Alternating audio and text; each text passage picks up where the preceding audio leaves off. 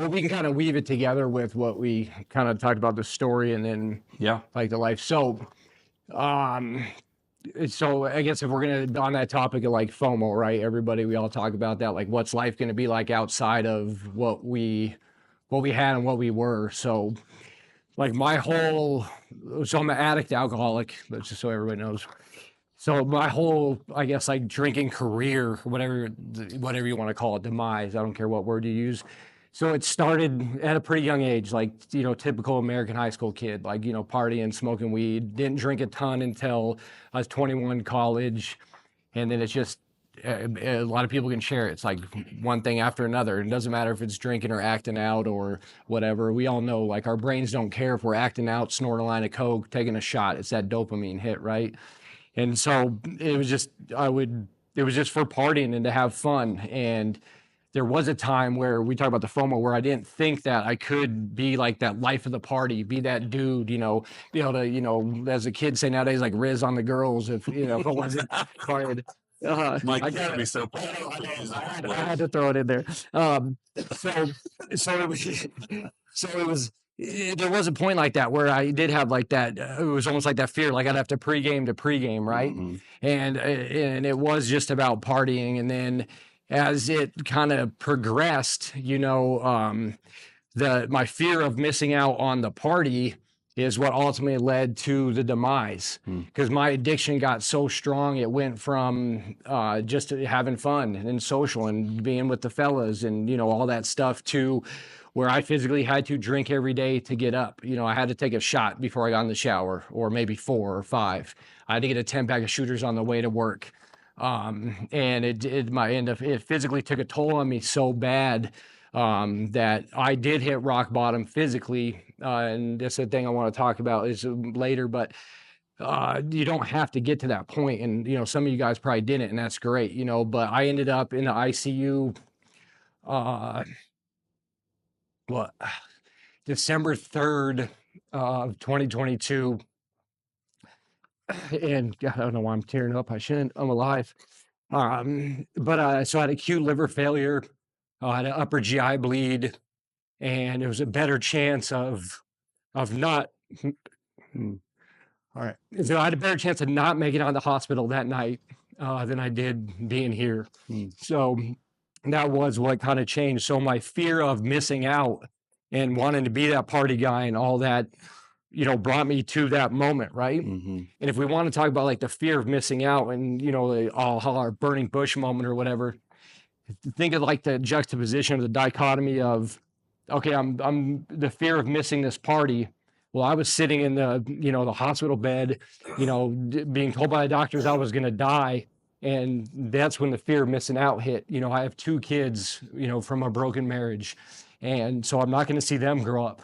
My parents are going to, have to bury their son. And that was real difficult. Just thinking about that day, like, chokes me up, and that was difficult sitting there. Cause I'm like I really fucked my life up. Like I drank myself to death. And I'm here, like I'm on, death's bed. Yeah. And that was kind of, I guess, so that's the story. That's how I got to Valiant. How long was that between hospital to Valiant? Was that pretty quick? Yeah, it was quick. So I went into the hospital December 3rd. I don't remember when I got out exactly, but I was here. I was at Valiant December 16th. Detox first, and then because I since I was in the hospital, luckily I didn't have to do the Fort Morgan stuff like some of y'all probably did. But I got medical detox at the hospital because I went from the ER, and we won't get into the story, it's too long, but I went from the ER and then they're like, all right, we got to keep you. So it was like ER, ICU, and then extended stay. Gotcha. The picture that we have of you when you checked in here is wild. Like, it's just hardly recognizable. You look like a different person. Yeah, I was 215 pounds. And then I had gout in my right ankle and I was all swollen because, like, dude, my liver was leaking into my legs. Like, I mean, I didn't look like, I'm gonna be 43, shortly. And I mean, I de-aged coming to Valiant, but yeah, I was a mess. Dude. I couldn't walk up the stairs at Foxfield. They had to carry my bags. I mean, it was bad. I mean, you can ask Dan. Coach Dan's not here, but you can ask Dan. Like I mean, I doubt they were having a pool because of gambling and stuff. But if they were, like, there was definitely like an over under if I was gonna die, you know, in treatment. And that's serious. Like it was that bad. I mean, it was at the point that I was lucky that Deneen and them and Lister at the time was like cool with letting me, you know, come in, because I probably should have taken some more time. But kind of heal while you're here a little bit too. yeah. It just, I mean, I was in physically such rough shape. I mean, I couldn't do, and John still reminds me, when we go to the gym and that stuff's the first day, because I'm in delusion still, right? Like I'm fine, you know, everything's fine, with the hospital, whatever.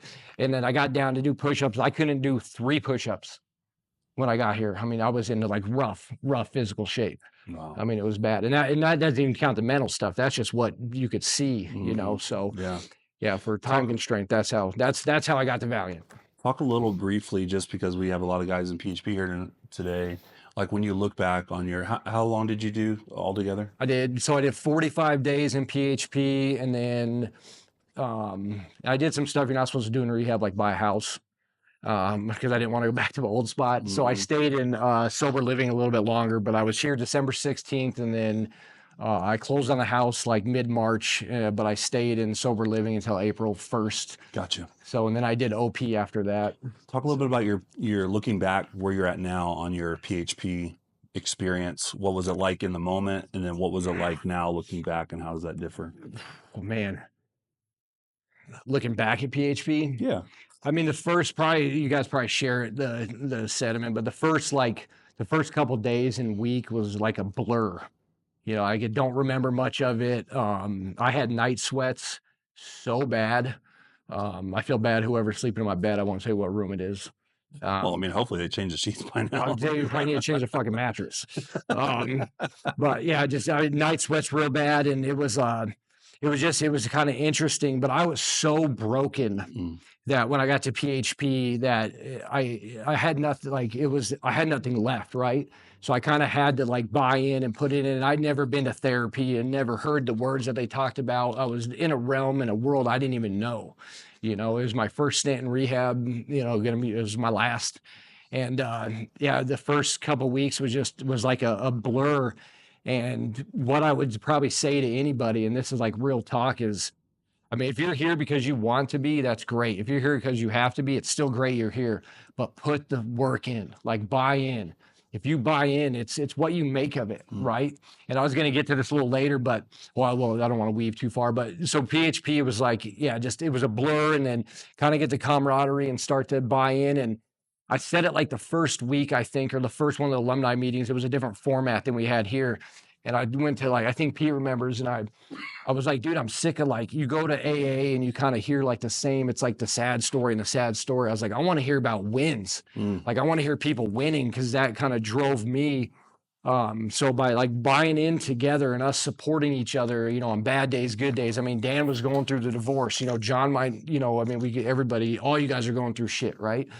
And by us all standing together, it becomes like a family, right? And like the cliche, you know, the opposite of addiction is connection.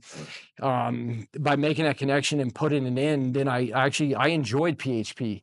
And for me, it was a reset. And in the moment, it sucked, right?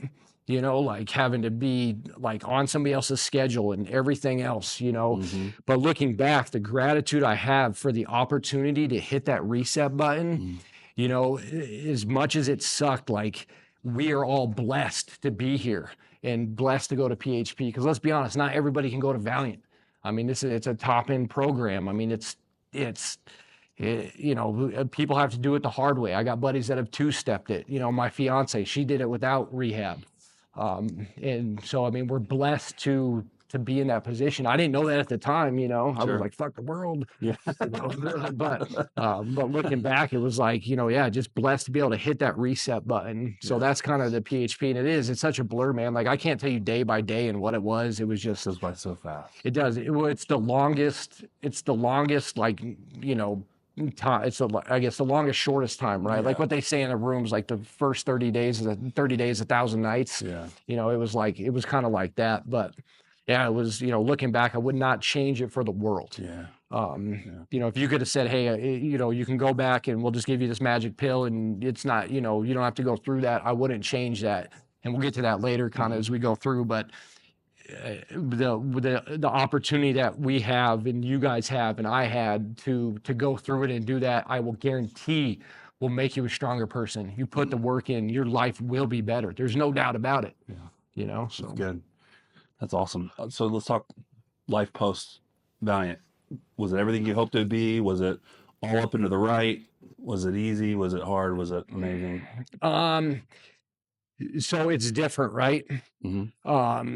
It's different. There's no doubt about it that everything in life, okay, take that back. Not everything in life is better. The one thing that I hate about sobriety is when you get sick, because I can't drink it off, you know, but I was living sick for like 10 years. I woke up every day sick. But no, it's better, but it is different. There are the things you learn and the tools to I guess to succeed, right? Because prior to it, I was just like, yeah, whatever, like we'll do whatever, say whatever. I was a people pleaser. I'll try to stay away from the therapy words because it's more like real talking here. And so life in sobriety with the boundaries and like the healthy thought and everything, like I sleep great. You know, I'm not, you know, lying. You know, I'm honest, like I'm living a pure life. And the biggest thing I would say in sobriety, like overall, is that the freedom that you're going to get back in your life. And not only like the freedom to have relationships, the freedom to leave your house at 2 a.m. and drive somewhere and not get pulled over. You know, the freedom, just there's so much of it. You know, the freedom and the time. And that's probably you know, for me, that's the biggest thing. And then when you're living like that and in sobriety, and we can talk more about it or whatever we get to the questions, but it allows you to live like the pure human experience, the pure human existence. You know, like I'm not crying because I'm like fucked up and I'm late to work or something like that's happened. I'm not throwing plates or getting pissed off because of something like minute. Like I can accept my feelings. I can step back. I can analyze them. Like I know where I'm at. And it's kind of like the human life. Yeah. And we can all think about that. We all had that at one point in our life, you know. I mean, it might have been when you were 12 or 13 years old. You know, I started smoking pot in middle school, you know, 7th grade, 11, 12, 13 years old. So, but I think back to like that pure, like kind of childhood, you know, like thought that you have, and it kind of allows you to like, for me, it's like I get to live that pure existence again. Yeah. So that's really what I guess life in sobriety is from overall, like an umbrella, if that makes sense. No, that's good. That's really good. I want you guys to be thinking about questions, not just for Brady, but just for the room. Like if there's questions and stuff you're wrestling with, like we want this to be kind of a safe place to ask those things, and then we can all jump in and kind of give our answers and stuff. Also, we didn't do this, but I want to acknowledge we do have some special guests here today. Is it okay if I call your people? So one great thing about Brady's sobriety is she got to meet the lovely Jenny, who's also in sobriety, and they are just recently engaged. So that's an awesome thing. Congratulations. And you've been sober 6.5 years. 6.5 years. It's awesome. Congratulations. That's awesome. And the honor of having Brady's father here, which is a really big deal for us. So welcome. Glad you're here. Glad you're here. Brady, what else you got on that sheet?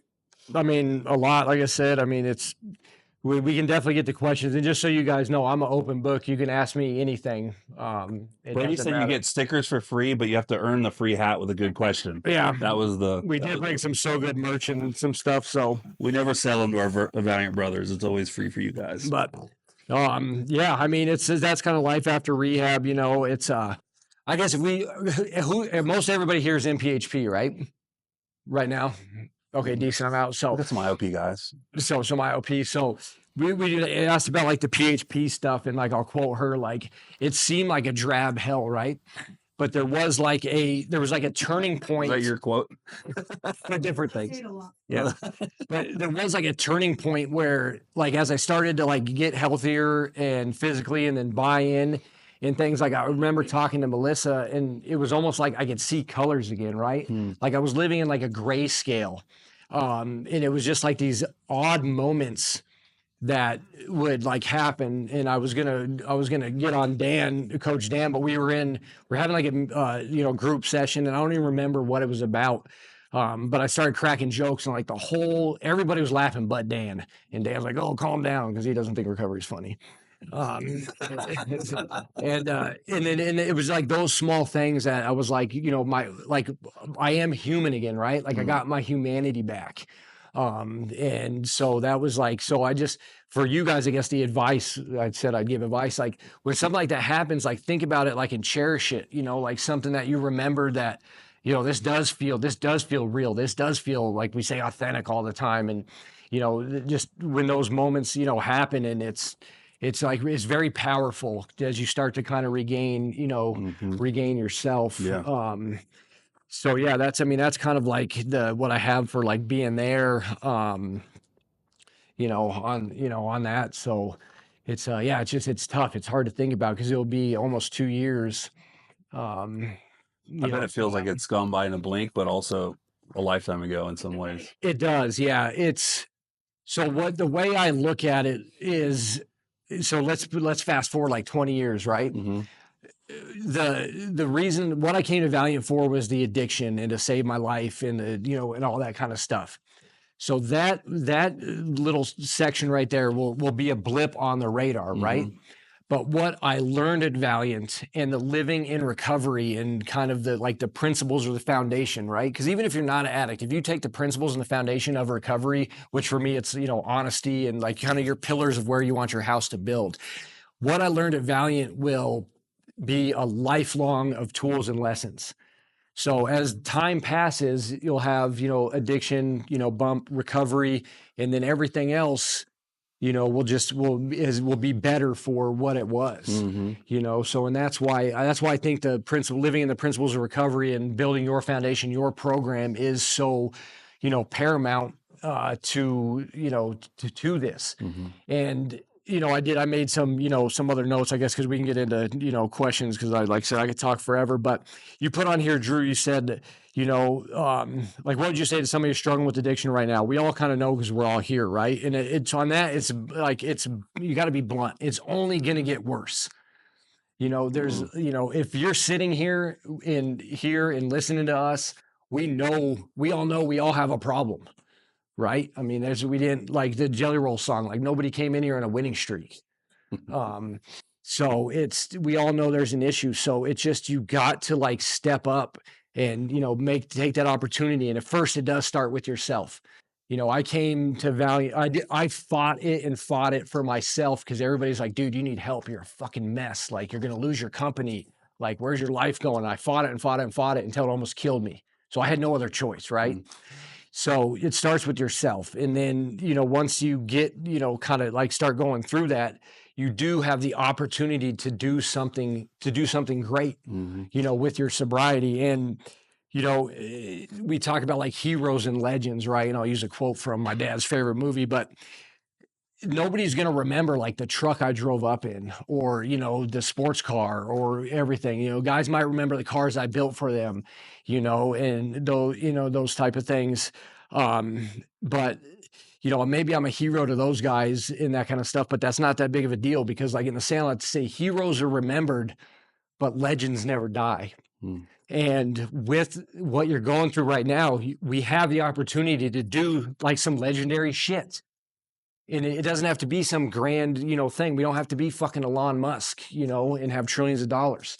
It can be being legendary is being a good human, and that's what I was saying earlier. Like you guys have it now. Like, you're in the perfect time to hit that reset button, reset your life, and being legendary. How many humans walking around here, like, we can take small stuff like are honest daily? Very few. How many humans make their bed, take care of their health? It's very few. And these are all the small like things, where Pete was talking about wins earlier, the small things in life that are great, and I mean, and that's like legendary human shit. You're like honest, you're a good person, I mean, and that's what I love about recovery. Now it sucks that we all had to end up here this way, but use it like use it as a building block for a superpower. Yeah. Because if you buy in and you do the work, you're going to leave here with lifelong of tools. You're going to have yourself fixed. You know, I mean, yes, it takes fucking work and it's every day and none of it's not going to be easy, but it's such a huge opportunity that y'all are sitting in and that Drew and I were lucky to go through to, you know, to do some legendary shit, man. Well said. I mean, I feel like for me, I still have this longing to show up honest with my family, my friends, and even in business. And as you're talking, I was just on the phone today with a client, and it's tough because there was something that they wanted me to do that I wasn't comfortable with because it was going to compromise really my recovery because it was going to cause me to have to hold on to, and it wasn't something that was unethical, but it was a secret, a thing that I wasn't comfortable with. And in their mind, it was really small. But I just caught myself saying, hey, man, I'm just not comfortable with that. And he's a close friend. So I was able to have a conversation. I was like, have gotten used to not living in the shadows after spending so much of my life manipulating and working the system and lying and one lie to cover the other lie. And I've almost addicted to the feeling of not having anything that I'm hiding, to be able to, you know, let my kids and my wife have my phone and use it, not think, oh gosh, I hope they don't stumble onto whatever. You know, it's like, I'm just so tired of living that way, you know? And so I totally relate to what you're saying.